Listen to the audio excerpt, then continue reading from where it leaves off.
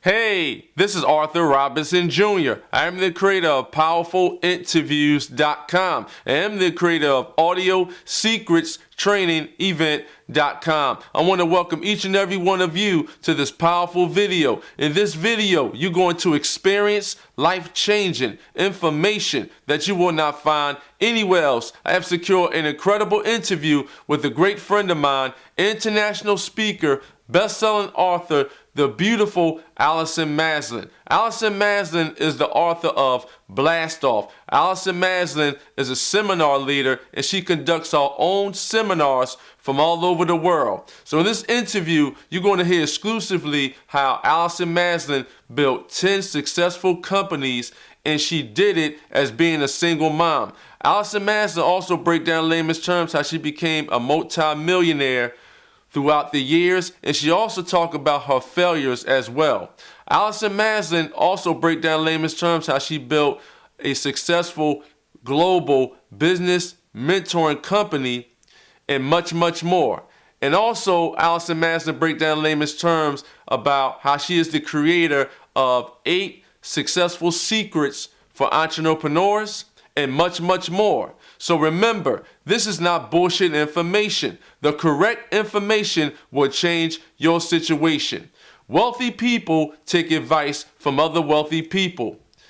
Poor people take advice from poor people. But like Abraham Lincoln says, you cannot help the poor by being one of them. So right about now, go get your pen and your pad, sit back and relax, and write down some notes. In this interview that I'm going to reveal to you with my great friend, international speaker, best-selling author, the beautiful Allison Maslan, this interview is going to change your life.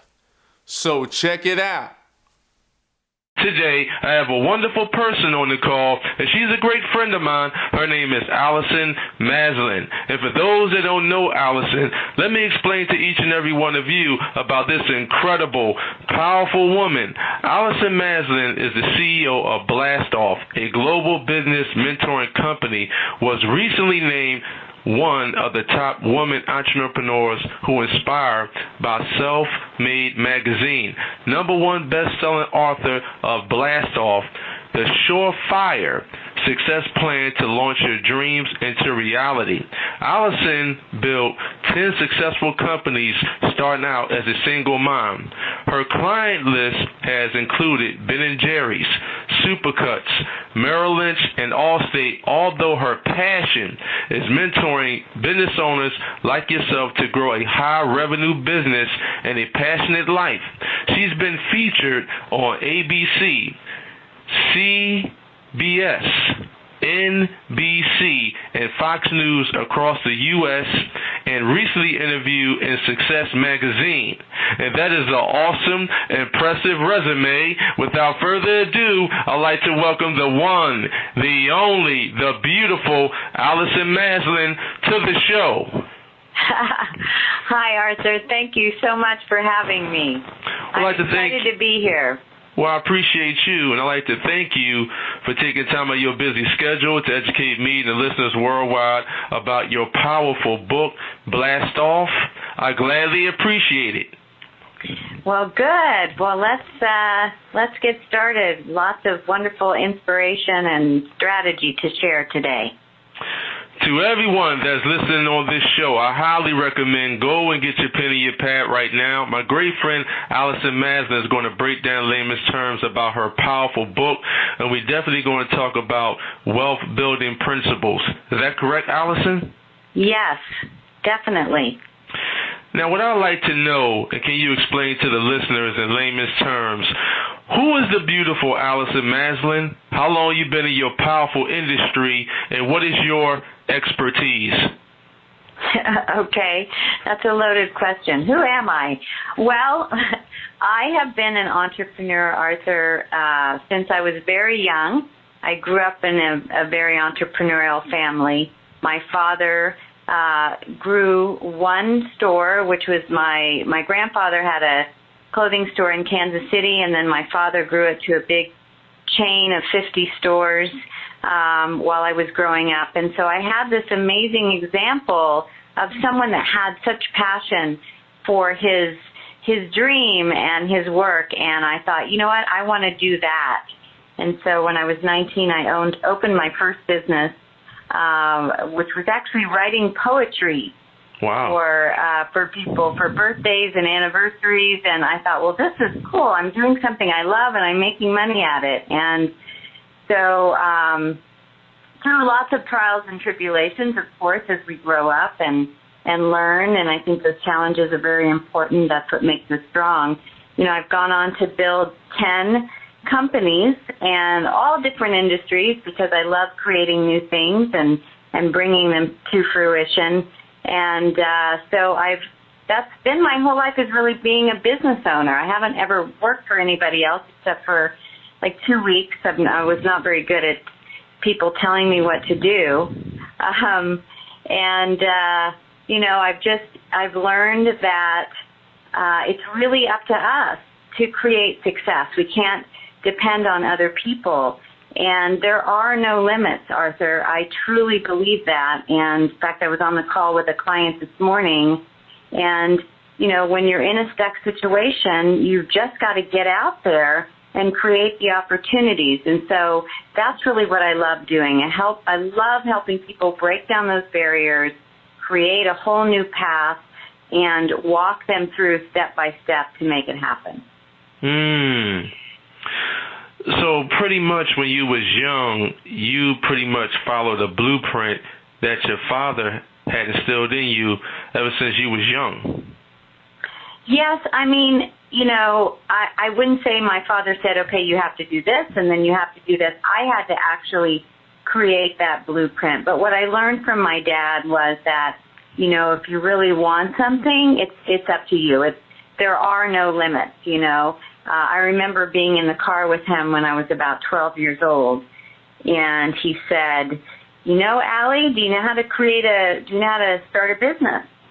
And I said, no, you know, I'm 12, Dad, I really don't know. And he pulled out a business card and he said, all you got to do is print a business card and you're in business. And so obviously there's a lot more to it than that, but that's what he was saying to me. He said, if you want something, go get it. Go create it yourself. And so, you know, the other thing he told me was, if people ask you to do something and you feel like it's worthwhile, even if you don't know how to do it, just say yes and then figure out how to do it. And so I kind of did things backwards. You know, I moved on from the poetry when I realized that, you know, it was going to be tough actually making a living as a poet. I started doing greeting cards, and people started asking me if I did brochures and if I did radio, if I would buy television. It was just sort of this evolvement. I had no idea how to do those things. I was never educated in that. And I would just say, yes, of course, I can do that. And I would walk out of their office going, holy cow, I am in trouble. I have no idea how to do this. But I wasn't afraid to ask for help. And I would hang out at the printer and I would hang out at the radio station and I'd say, teach me everything I need to know. And I've just never been afraid to ask for help.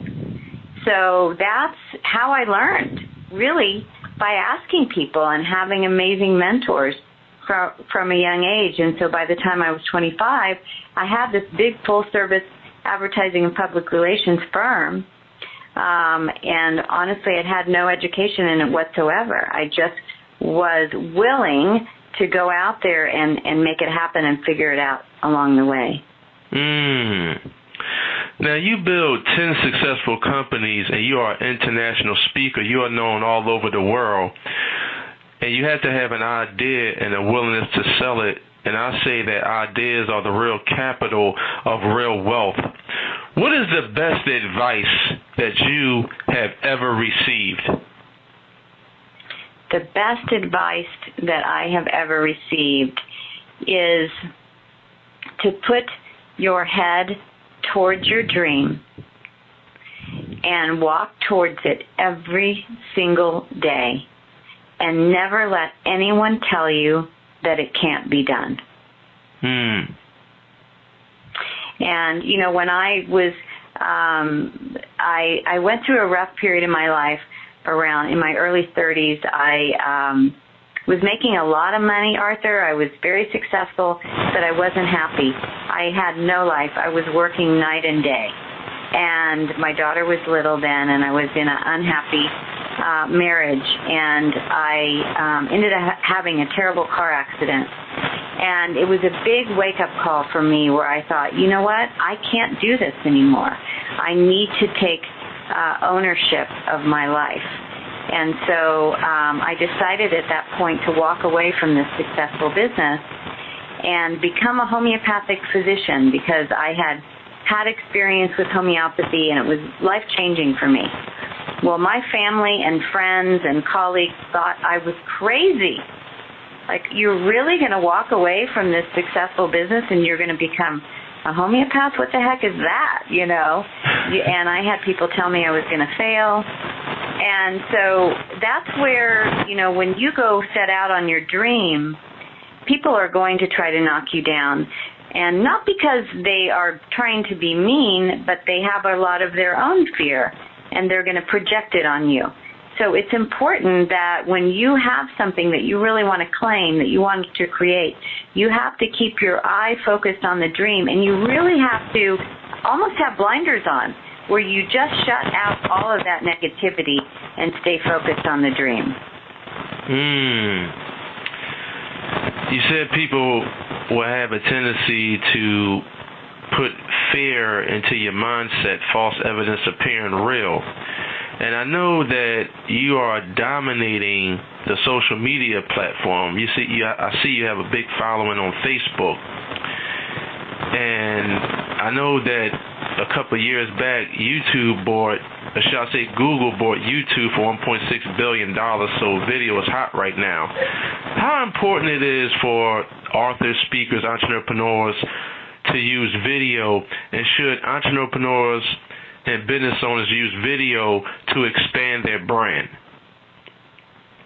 Well, I think why video is so popular is that it helps people to get connected to someone, and there's just more of a reality factor.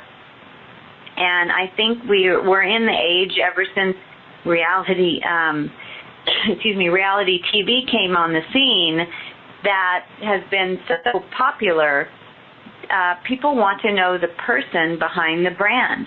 It used to be, it was this big kind of corporate conglomerate that people would hide behind. But now people, you know, with social media, it's like we want to know the personality. We want to get to know someone more on a vulnerable level, and video allows that to happen. It kind of gives people an opportunity to open the door into your world. And so I've used a lot of video in my business. I really enjoy it. I used to have a hard time with it in the beginning. I would get nervous like everybody else. But just after doing it, you know, for so long, just like anything time you practice, it gets better and better. But yes, I do highly recommend it for those reasons. What is your definition of marketing, and what does marketing mean to you? Well, marketing is business. Business is marketing.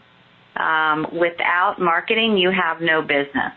Marketing is about getting your message out to as many people as possible so that they can learn about your wonderful products and services.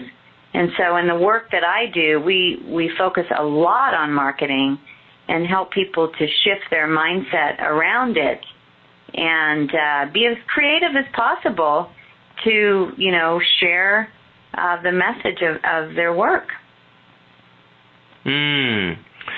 So would you say that marketing done right is the quickest path to the sell? Yes, I mean there's a lot to it. I think you've got to try different mechanics of marketing and then analyze it and see what's working best. So for instance, instead of being on every social media and doing every platform and, all your PR and speaking and all of those things, try a few of them and see how they go. And, do things like Google Analytics, and where you can really see where's the traffic coming from, and measure the campaigns that you do. If you have a certain promotion that you're doing, you want to monitor how things are gauging. What's your ratio of your conversion? And so the next time you do that, you want to focus on the mechanics, the marketing mechanics that worked the best, instead of, diluting your investment and your time and energy. Focus on what's working. You say that you need to focus on what's working. Now, I know that the speaking industry is a $780 billion industry, so it's huge right now. And we have entrepreneurs that are in the process of pursuing a speaking career. What advice would you tell the listeners that are listening right now when they're starting out as a professional speaker? Should they speak for free, or should they charge a fee when they start to build a momentum as a professional speaker? Well, I'm a huge fan of speaking. I speak a lot. I travel and speak, and I love it. And it's a fantastic way to get your message out there and to be in front of several decision makers about your products and services and what you offer and your expertise all at one time. I mean, let's say you're in front of even 50 people, but you could be in front of 500 people, 5,000 people. But how long would it take you to get all those people on the telephone? Months or years. And they're able to get to know you and your message and begin to build a level of trust that you know what you're talking about. And it gives them the opportunity to make a decision on the spot to move forward with you in some way. And so speaking is one of the top ways that I market my business. For instance, I have a big event once a year in San Diego called the Blast Off Business Breakthrough in January. We have hundreds of people come, and prior to that, I travel across the country and I speak, and I let people know about this event, and they come to San Diego. So it's one of the best strategies that I use to fill my events. As far as to speak for free or paid, I'd say in the beginning, speaking for free is great. You want to get out, you want to practice, you want to learn to speak and really captivate the audience. I wouldn't get caught up in the fee, especially in the beginning. I still do some speaking for free, and I'm able to sell my products and services at the end of the talk, which is great. If I'm speaking for a fee, I generally won't do that. So it really depends on what your strategy is. There are professional speakers that's all they do is they get paid for speaking, and they travel around the country. My model is more promoting my programs, and I have a year-long program called The Pinnacle. So I get a lot of clients from my speaking as they get to know me and they like what they're hearing, and they want to have that support throughout the year. So it really depends on what direction you want to go. If you want to make your revenue from the speaking, or do you want the speaking to be a platform to sell your products and services and make your revenue that way?